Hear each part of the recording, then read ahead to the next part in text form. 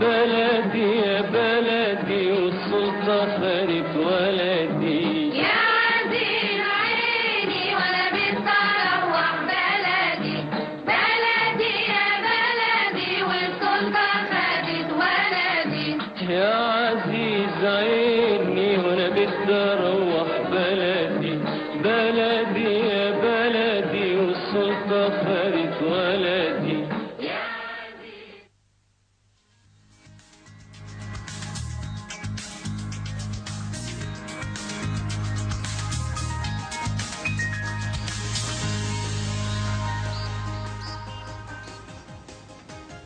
Welcome back, and in this segment we will be talking about the discovery of a huge royal statue at the area of Mataraya, which has been so far identified to belong to King Pasmatic I of the 26th dynasty around 525 BC.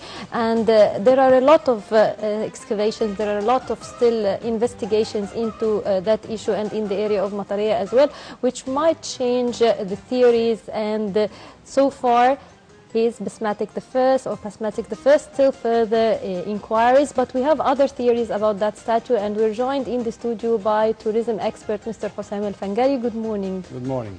Good morning, sir. And first of all, let me ask you more details about this statue.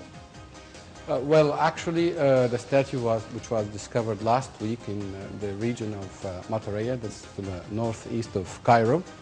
Since it started all the news around the world, they started to say that it's a huge statue of Ramses II, the most famous or the most powerful pharaoh of Egypt.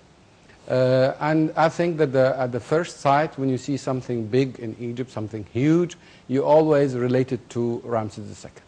Up till yesterday, His Excellency the Minister of Antiquities, Dr. Khalid Anani, he announced that according to the examination of the statue, they found one of the titles that would prove that it's not Ramses II, but it's King Pasmatic I, one of the most famous pharaohs in the late period, exactly the 26th dynasty. It's about 8 tons, a statue weight. And 3 tons actually, and 8 meters height, which would prove that it was in front of a big temple. This is, by logic, and of course this would relate it to one of the powerful pharaohs of Egypt. And till we had the news till yesterday, it was Ramses II, and now we can start talking about who is Pasmatic, whether it is Pasmatic who had this statue since the very beginning, or it was usurped by Basmatic, and originally it was a statue of Ramses II. Now, would you shed some light on that era, the 26th dynasty? It's a very important era, although very few people know about it in the Egyptian history, that the ancient Egyptian called it Wahem Mesut, or the birth of life or civilization. Of Egypt, yes. Again. That's correct. That's correct. Let me tell you first about what is Heliopolis.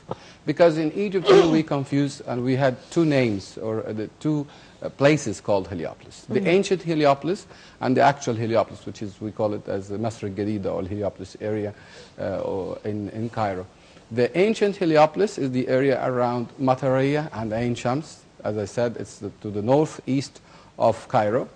And this area actually is one of the most famous points in the history of Egypt, because it is one of the places that can explain the creation of the universe. We as Egyptologists and people that studied this, we know that according to one of the theories, the universe started from Heliopolis, Un, and we call it the 9 gods who created the universe. It is believed, according to this legend, that the universe was just a huge ocean of water, and from this, there is some, points in which a great god called Atom appeared, and Atom ordered, or Atom actually sneezed, and from his power we got 2 powers of the universe, which is the air and the humidity. air or wind, and that is shu, and tefnut, which is humidity. And in ancient Egypt and in these legends, usually we have some kind of theories of marriage. You know, a feminine and a masculine god could be gathered, and they create another, power. And from them we had Jeb, which is the earth god, and Nut, which is the sky goddess. Also, they were married by orders of Atum. And from them we had 2 brothers and 2 sisters. These are Isis, Osiris, Set, and Nephthys. This second part of the legend is a little bit more famous in Egypt, and we know it better, in which Isis was married to Osiris and Set was married to Nephthys. One of the things that we know from this legend, that the evil spirit, was settled in Set, and he had some kind of envy towards his brother Osiris, in which he tried to kill his own brother. Actually, he killed his brother Osiris, and he threw it in the Nile after putting him in some kind of sarcophagus. According to the legend, Isis tried to look for the body of her brother and husband Osiris, and she found it in an area called Byblos. This is to the south of Lebanon, in which she found the parts of his body. She was, as a goddess of magic, she was able to regain the life to her brother and husband Osiris. And according to the legend, in one night she was able to get the continuity of goodness on earth, which is god Horus, who was, according to this legend, the first king. This is the very important thing about Heliopolis. Actually, Heliopolis is believed to be a place in which we can have, or we can excavate about so many monuments. Finding just a huge statue like this would be just the beginning to shed a light on the importance of this area. But I am sure that if you find this kind or this size of statues and figures, this is to tell that we have a whole of a historical city underneath. And we should take much care of what's around there, starting to protect the area, the antiquities underneath, and to start working hardly on that part. As you mentioned right now that it is very important to know more about our history, and of course when it was mentioned that this statue for King Basmatic I, again, it is not that familiar to many of the Egyptians, so yes. Maybe you can shed light more on him as a pharaoh. And do we have any other places that has any of his belongings? This is the point. Actually, when everybody started to talk that this is Ramses II, it was because you find Ramses II all over Egypt. But King Basmatic actually is more important as far as history is concerned, not as far as antiquities. We don't have so many monuments of him. What's important about... Do we have any? Or not at all? Actually, he's much more mentioned in our history. We don't have monuments that, that are so relevant. Few statues, like we have a statue of him with the cow goddess Hathor in the late period gallery. Yes. There is a stela for him in the area of Memphis. Basmatic, yes. Yeah. Very few, but we But do I'm have talking some. about temples, or I'm not talking about certain pieces. What I mean, I'm asking because, for example, as we mentioned, we have the Hatshepsut temple, we have the other Not to that temples extent. for He is not, Ramses II. That's So why I'm this telling is you, the when we point, found the yes. statue, we could have never imagined that it could be related to a king that is not, he was not, we could describe him as that he was not very keen on erecting monuments. But what about his era? Yes, what about his I'll tell you. achievements? Actually, it's the 26th dynasty. It's coming, of course, after the 25th, in which Egypt was actually occupied by the Nubians. So in this period, actually, Egypt is considered to be at its decay, not as powerful as it was before. An example of that the Nubians invaded Egypt. And after that, the Assyrians actually invaded our country from the Nubians. So they appointed an Egyptian ruler, actually, to be their representative. The first one was Nekau I, who was the father of King Basmatic, and then King Basmatic himself. What is funny about history sometimes, that coincidence sometimes determine what is going on. The history said that the Assyrians started to be busy fighting the Babylonians. So they were not very interested in keeping ruling Egypt, which gave the opportunity to Basmatic to be some kind of a liberator. Now I'm not going to work for you, I'm going to work for my country. And according to the history, he ruled about 55 years. And we call this period, this era of Basmatic, as the Renaissance of Egypt. Egypt, in the late period, started to lose its power, as we all know. And after that, when we find a king that was able to rule Egypt as an Egyptian, not as a representative of a foreign power, we could understand that some kind of revival to the history of Egypt.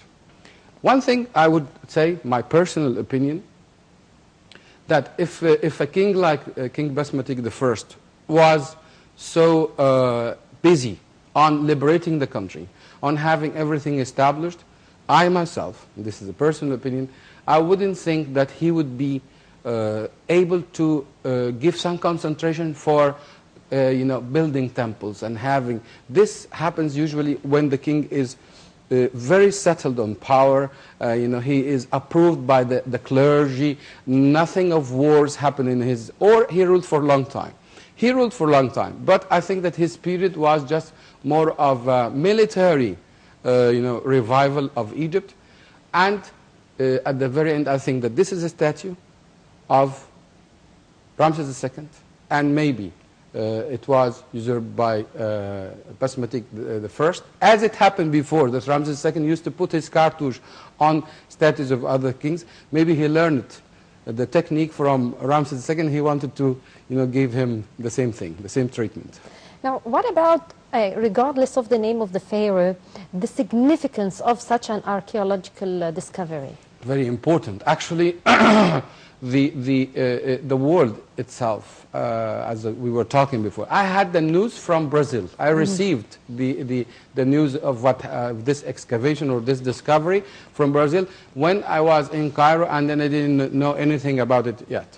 It is a very important news that actually wherever you dig in Egypt, wherever you excavate, everywhere, we are talking about a very, very rich civilization that was very interested in giving or putting their remarks and putting their construction, telling everybody about how advanced this civilization was as far as architecture and the construction of buildings. It should say that Egypt is is full of antiquities. Ramses II, actually, as the first one to be assumed to the statue, is a very important king that had statues all over. We could relate it to Memphis, which we have 70% of its monuments, related to King Ramses II. People around the world are crazy about Egyptology, about Egyptian monuments, about discoveries. How far can we take benefit of this? I mean, just as you mentioned right now. And we have many other monuments, not only this latest discovery, for example. Yes. Again, we will talk about Ramses II. Again, we will talk about Tutankhamun, for example. Yes. So, what is the obstacle, or what's going on? Why can't we use it? These we are actually using it, but what is the result? The result is that all the world is talking about it. Okay, talking. This actually would lead many people in the world to come visit Egypt, just for, and actually my friends around the world that we are chatting and stuff like that, we invented a very interesting sentence: one more reason to come back to Egypt. These kind of discoveries is just that would encourage you to come back to see where is the thing that I have seen it on the news, or I have seen it in YouTube. I can come to see it myself, and as I said, one more reason to come back to Egypt. So it's very good promotion for the tourism to our country. Now, there were controversy about the transportation of the statue, the way of preserving it and moving it, and some of the media platform attacked the method, others were pro. How do you see it if you've been following it on TV? Actually, I see that's very positive. Our experts in Egypt are, first-class experts. As we always say, we have Egyptology which is the studying of the history of Egypt, and we don't have anything, any country in the world that is creating a science on the study of its country. Egyptology in Egypt and Egyptian Egyptologists are the best ones in our country. We have so many experts. I wouldn't let leave ourselves to any kind of criticism with this, because the world itself is happy with the discovery, happy with what happened, happy that it was moved to the Egyptian Museum for the time being. I think we could thank the Egyptian German mission that found that, and at the same time we could give a certain consideration to the Heliopolis, the ancient Heliopolis area, that I'm sure that many things can be discovered there. Yes. So I see it as 100% positive.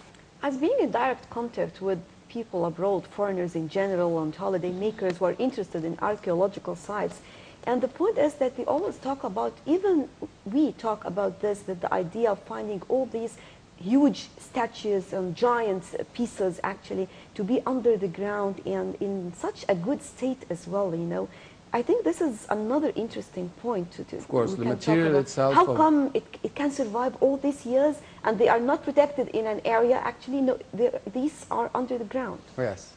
Actually, it's amazing because the statue is made from quartzite, which is a very hard kind of stone.